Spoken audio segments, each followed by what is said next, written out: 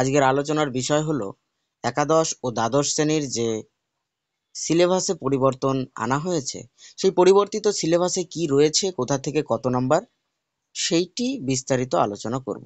এর আগের ভিডিওতে একাদশ শ্রেণীর সিলেবাস নিয়ে আলোচনা হয়েছে, আজকে দ্বাদশ শ্রেণীটা আলোচনা করব। দেখো, একাদশ শ্রেণীতে ফার্স্ট এবং সেকেন্ড সেমিস্টার হবে এবং দ্বাদশ শ্রেণীতে থার্ড এবং ফোর্থ সেমিস্টার হবে। এবার এই থার্ড সেমিস্টারে সমস্তই এমসিকিউ হবে। কোথা থেকে কত মার্ক থাকবে দেখে নিই। গল্প থেকে থাকছে 8, প্রবন্ধ থেকে থাকছে 5, কবিতা থেকে থাকছে 7, ভারতীয় গল্প ও আন্তর্জাতিক কবিতা থেকে থাকছে 5, ভাষা থেকে থাকছে 10, বাংলা শিল্প সাহিত্য ও সংস্কৃতির ইতিহাস থেকে 5। এবারে ফোর্থ সেমিস্টারে দেখে নেব। ফোর্থ সেমিস্টারে থাকবে এসএ কিউ এবং বড় কোশ্চেন।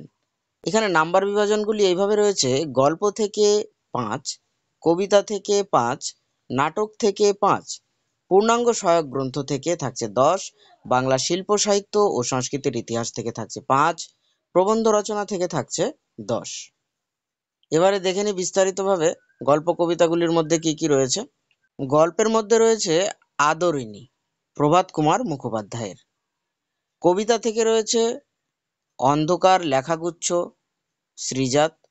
দিগ্বিজয়ের রূপকথা, নবনীতা দেবসেন। প্রবন্ধের মধ্যে থাকবে বাংলা ভাষা, স্বামী বিবেকানন্দের রচিত।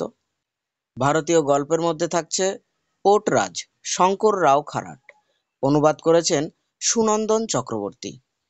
আন্তর্জাতিক কবিতা থাকছে তার সঙ্গে, পাবলো নেরুদা, যা অনুবাদ করেছে শক্তি চট্টোপাধ্যায়। ভাষার মধ্যে রয়েছে ধ্বনিতত্ত্ব।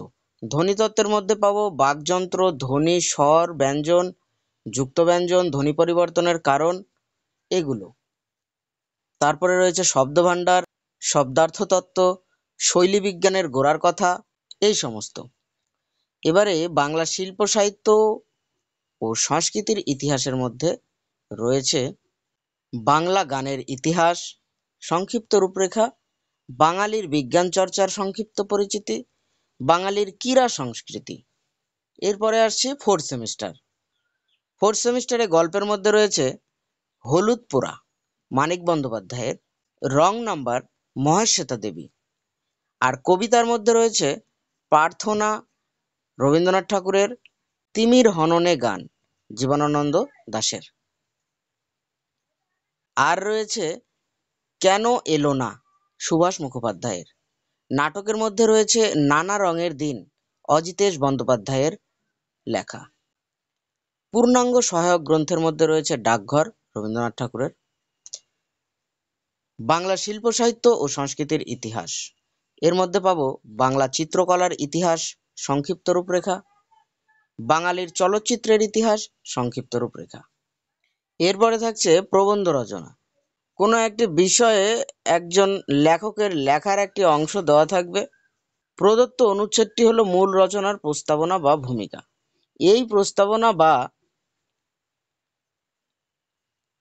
ভূমিকাটিকে অবলম্বন করে পরীক্ষার্থী বিষয়বস্তুর গভীরে প্রবেশ করবে এবং পরিণতি দান করবে। ব্যাপারটা এরকম, একটি প্রশ্নে কোনো একটি বিষয়ে নানা ধরনের সূত্র ও তথ্য দেওয়া থাকবে, সেগুলিকে ব্যবহার করেই সেই রচনাটি লিখতে হবে। এই রইল সিলেবাস, এবং পরিবর্তিত সিলেবাসের প্রত্যেকটি টপিকের ওপর আলাদা আলাদা বিস্তারিতভাবে ভিডিও খুব শীঘ্রই আসতে চলেছে। আজকের ভিডিও এই পর্যন্তই। পরের ভিডিওর আপডেট পেতে আমাদের চ্যানেলটি সাবস্ক্রাইব করে পাশে থাকুন।